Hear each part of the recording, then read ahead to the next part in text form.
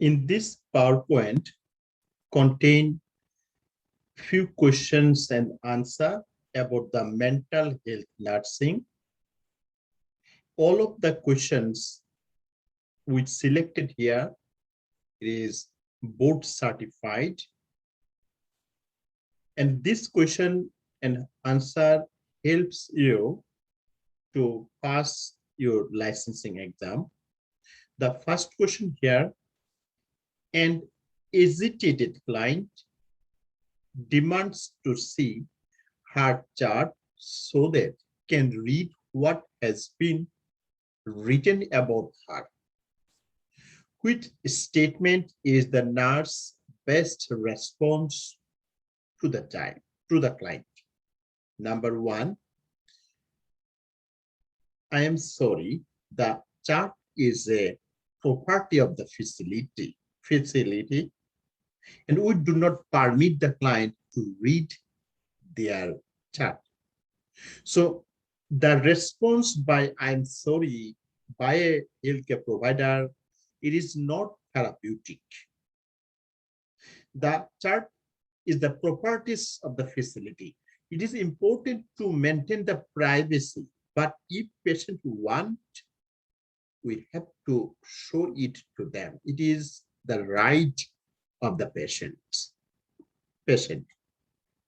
Number two, you have the right to see your chart, and this discussion you wish with your physicians.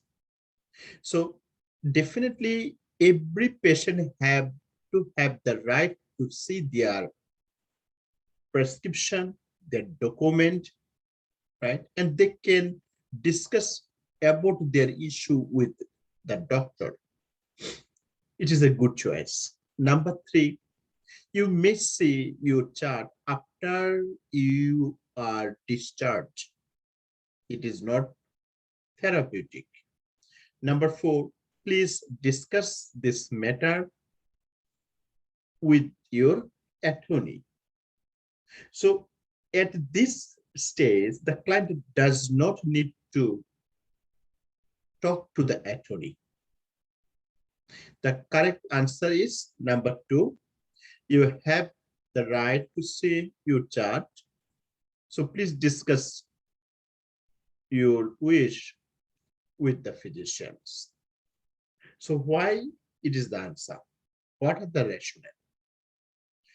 The Bill of Rights for psychiatric clients include the right for clients to access their medical records unless doing so would be the detrimental to their health.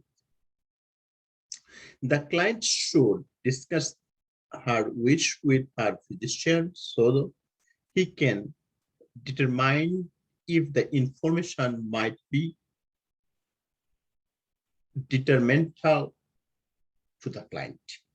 The client does not need to an attorney intervention in order to view her chart. Also, nor does she need to wait until after the discharge to overview. Next question. A client is admitted to the psychiatric unit with a diagnosis of conversion disorder. Since witnessing his wife beating at gunpoint, he has been unable to move his arms and complain that they are paralyzed. When planning this client care, the nurse should focus on number one, helping the client identify and verbalize his feelings about the incidents. Number two, convincing the client that his arms are not paralyzed. Number three, developing rehabilitation strategies to help the client learn to live with his disabilities.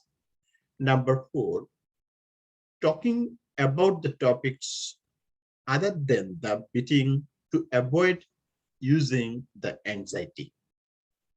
What is the correct answer?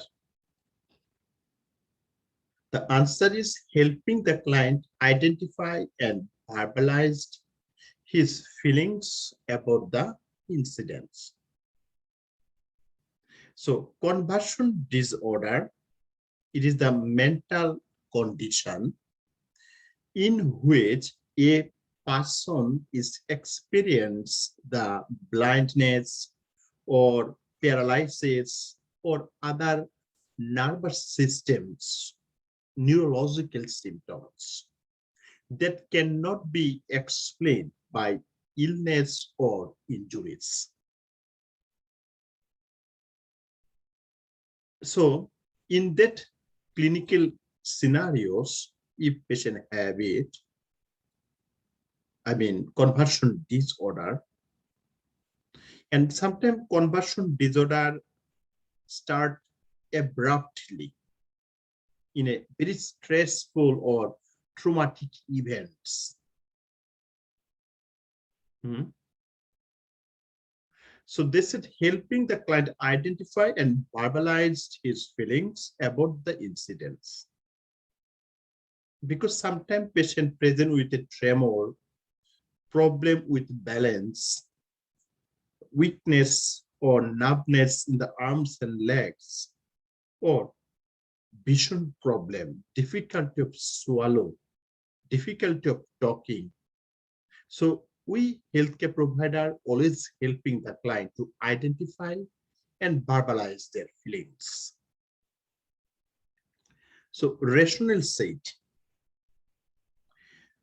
in conversion disorder, the client represses and convert the emotional conflict into motor, sensory, or visual symptoms that have no physiological causes.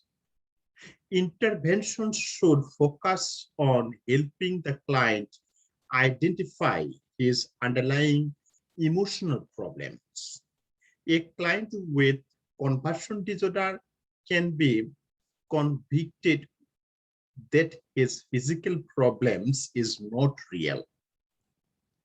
Attempt to convince him of his may lead him to look other healthcare providers. Treating the physical symptoms as long-term or permanent may encourage the client to maintain them. So if you ask me, what are the treatment options? The treatment involves medication or physiotherapy, which helps to relieve the symptoms and manage the conditions. Ignoring the cause of the symptom would prevent the client from dealing with his feelings about his wife's beating. Next question. A client diagnosed of cancer and has causes the client severe anxiety. The nurse care plan should include which intervention we select all that apply. Number 1, maintain a calm or non-therapeutic environment. Also teach the relevant aseptic of chemotherapy. Number 3, encouraging the client to verbalize his feelings about the concern regarding the diagnosis. Encourage the client to use the deep breathing exercise and other relaxation techniques during the period of increased stress. Number 5, provide distraction for the client during period of stress. Also, educate the stage of grieving. So out of 6, we have to select the correct answer.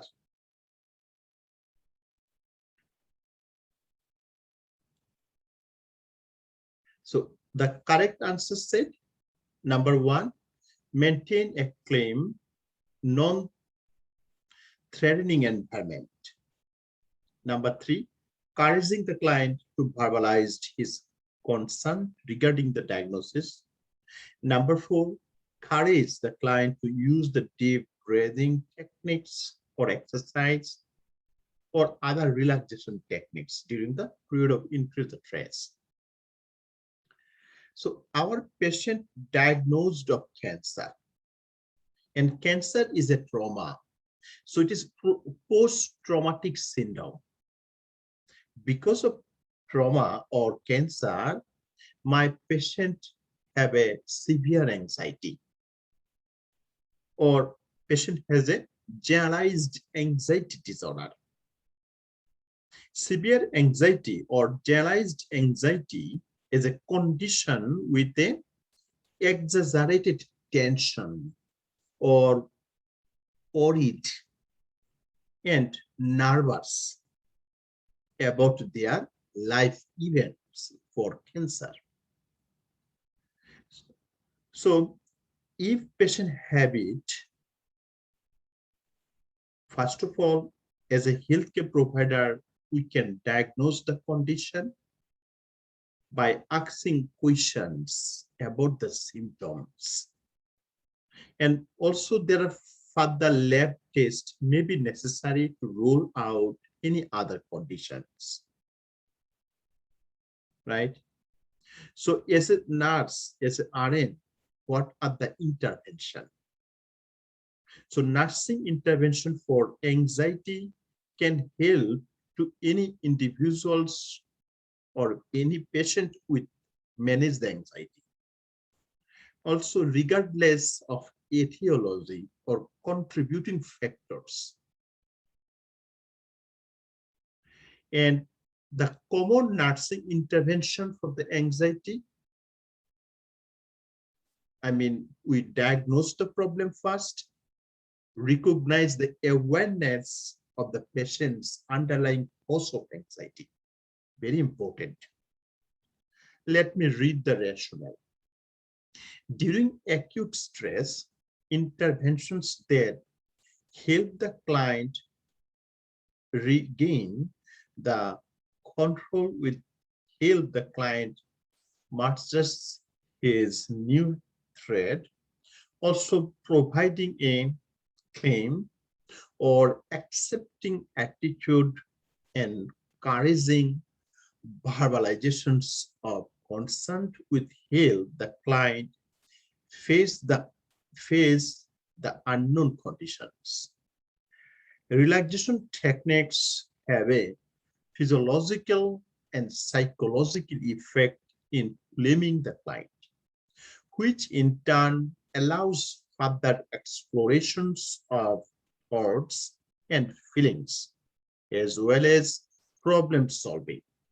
Learning is limited during extreme stress, so teaching would be the effective at this stage.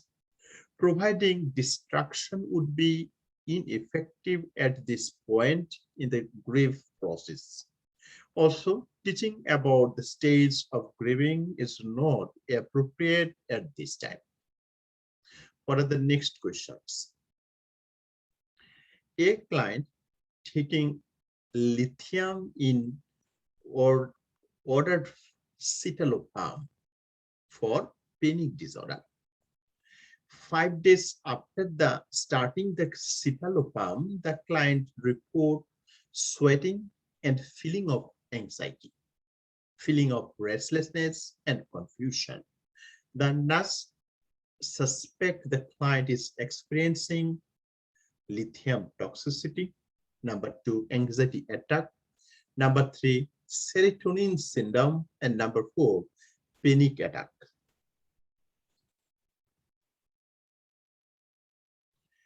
The correct answer said serotonin syndrome. Our patient diagnosed with a panic disorder. So panic disorder in which you have a recurring and regular panic attack. So if anybody has a repeatedly panic attack, we call panic disorder. Often for panic disorder for no apparent reason. So for the 5 days after starting the citalopram is diagnosed for the patient, the client reports sweating, feeling of anxiety, restless, or confusions. And the nurse suspect the client experience lithium toxicity or anxiety attack, serotonin syndrome. So keep in mind, my patient is a sweating, feeling of anxiety, restless, or confusion. If you know what are the lithium toxicity or intoxication sign symptom, it would be easy to answer. Again, I want to tell you, and due to some unknown reason, NCLEX board asked the question about the lithium toxicity. If the patient has a mild lithium toxicity, patient develop sleepiness, paroxysmal muscle weakness. If patient has a moderate lithium toxicity, develop neurotoxic syndrome like delirium, convulsion, and coma. If patient has a severe lithium toxicity, patient develop nephrotoxicity, or patient develop QT prolongation or flat T wave. So we do not see any sign of lithium toxicity here, right? Why serotonin syndrome? Serotonin syndrome, a condition resulting from accumulation of high level of serotonin medications. Serotonin is a chemical which play a role in overall well-being and also especially a mood stabilizer. So if any patient have a serotonin syndrome, we can see the shivering or sweating. Patient sometimes present with confusion. Here is confusion. Also increase the heart rate, increase blood pressure, dilated pupil, muscle rigidity, excessive sweating, and restlessness. So rational said, serotonin syndrome occurs when medication taken concurrently with selective serotonin reuptake inhibitor after the metabolism or reuptake of serotonin. As a result, serotonin accumulates in the body. Lithium is a mood stabilizer. Tricyclic antidepressant is a medication for depression. Also, other depressant like amitriptyline or monoamine oxide inhibitor can contribute to this problem. Lithium toxicity is characterized by nausea, vomiting, diarrhea, muscle weakness, hyperreflexia, or vertigo that can compress to a coma. Anxiety and panic attack involved increase the situations of sympathetic nervous systems. Signs and symptoms include shortness of breath, anxiety, sweating, and restlessness. Next questions. A nurse is interviewing a client with a post-traumatic stress disorder. When a loud or bombing noise from a passing car radio, I mean, the windows, the client jumps into a chair and wide open, and also like a fantastic, which statement by the nurse is the most therapeutic response? There is no reason. Number one, there is no reason to be afraid of a car radio. Number two, take my hand and I will help you down. Number three, have you experienced this kind of thing before? Number four, what kind of feelings are you experiencing?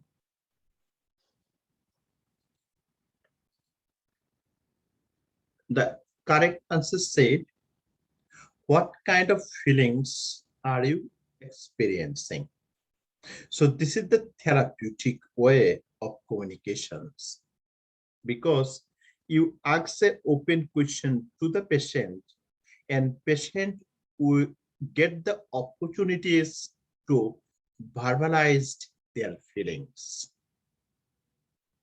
So post-traumatic stress disorder, and always patient have an experience, or after experiencing a psychological traumatic events, we call post-traumatic stress disorder.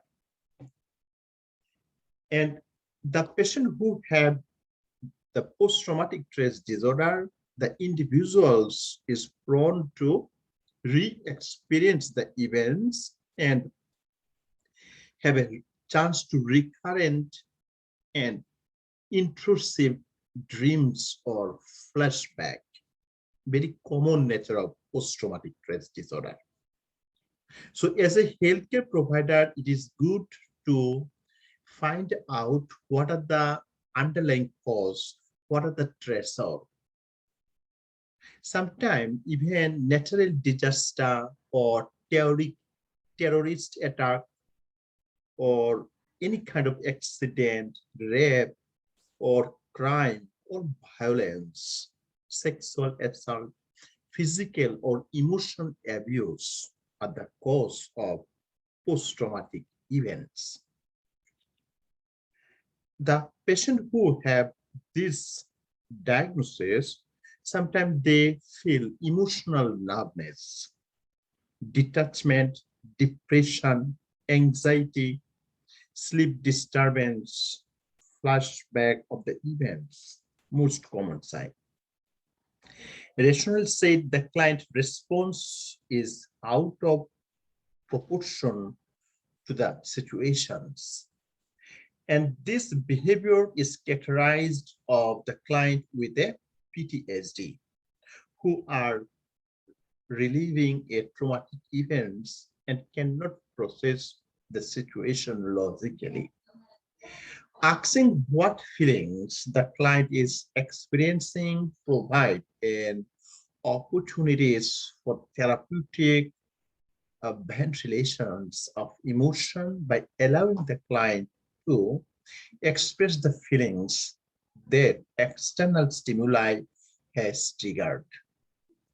And this approach may relieve the client stress so that also the client can help him safely off the chair.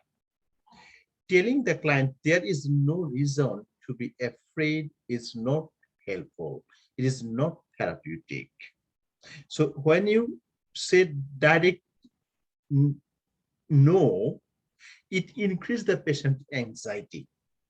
It appeals to his logical reasoning process rather than to this current emotional experience. Offering to help the client down from the chair does not address his current personal reality. Next question here. A nurse is a psychiatric inpatient unit and calling for a client with a generalized anxiety disorder.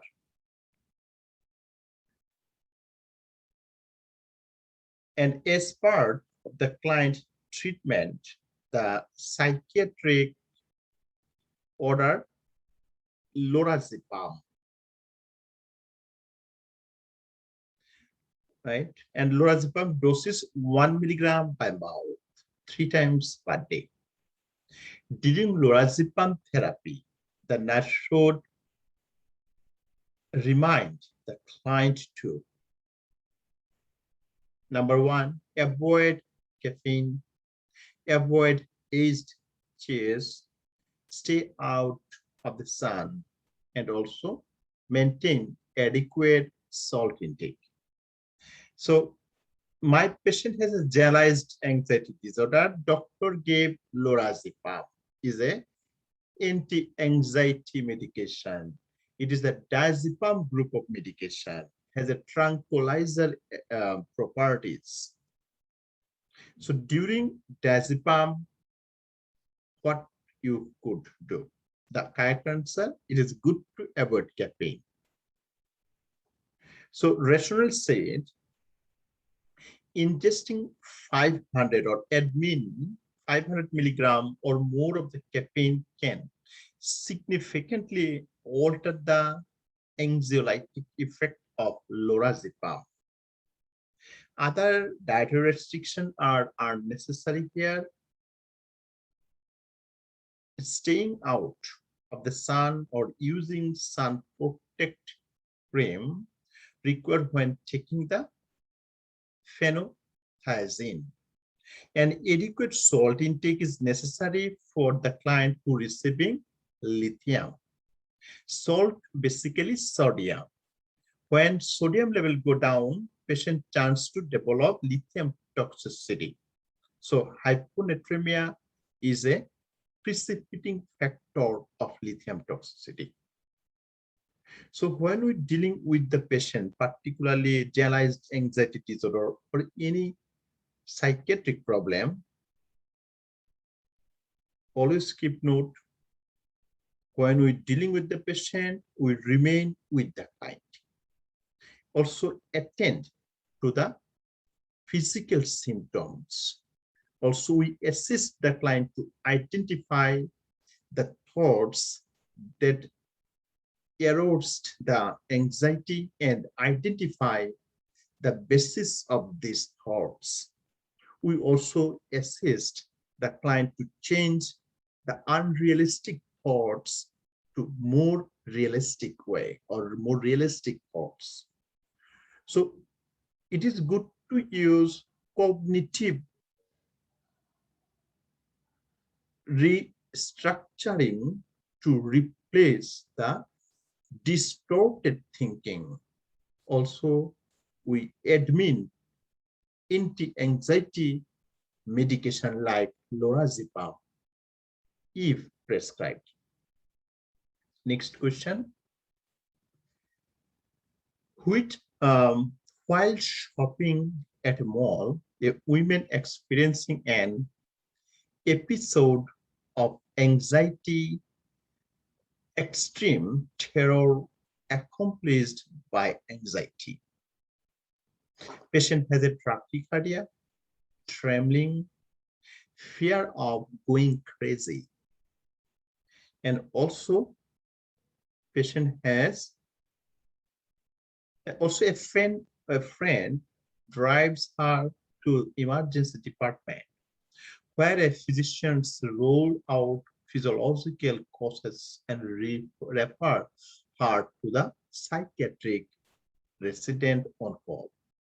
To control the client anxiety, the nurse care for his client expect the resident to order what medications? Resident order anti-anxiolytics.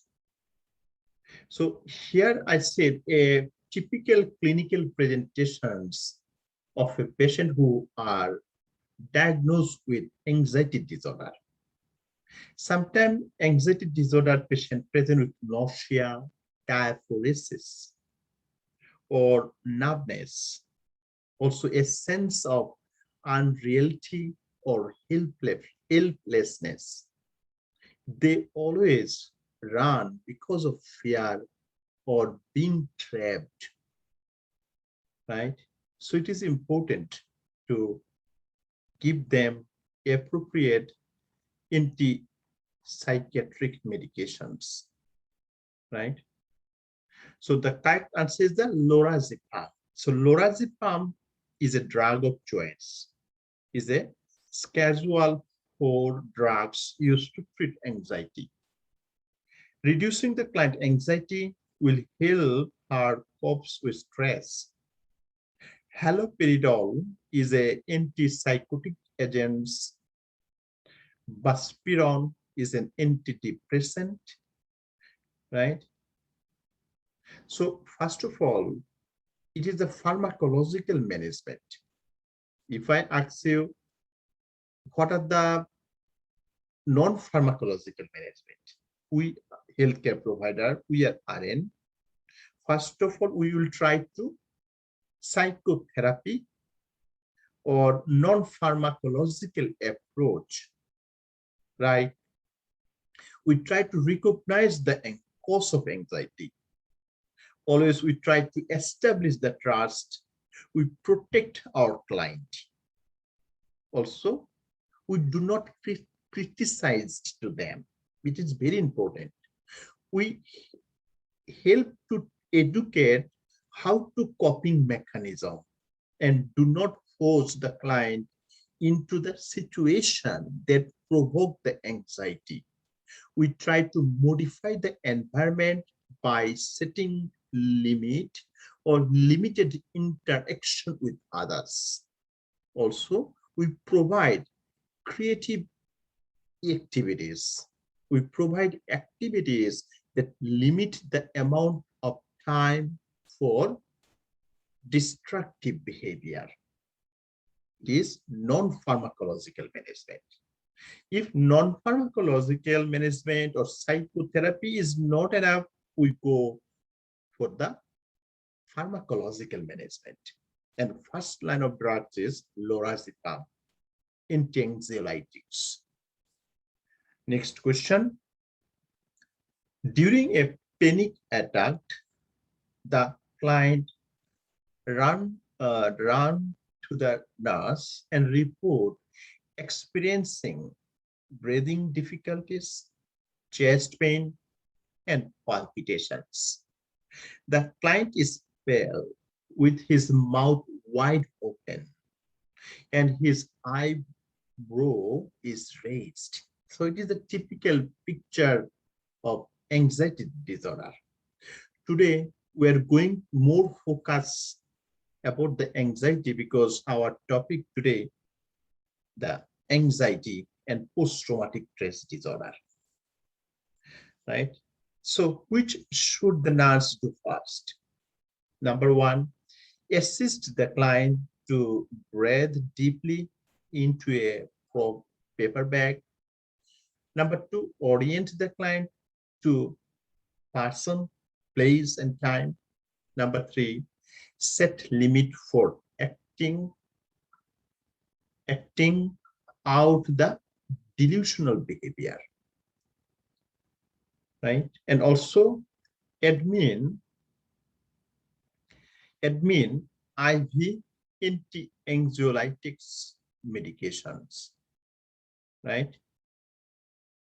So to read this patient, we saw this patient is a severe level of anxiety. The correct answer is assist the client to breathe deeply into a paper bag.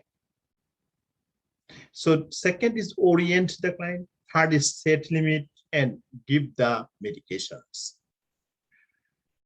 So this is the first breathing techniques. Then we can do orient about the client.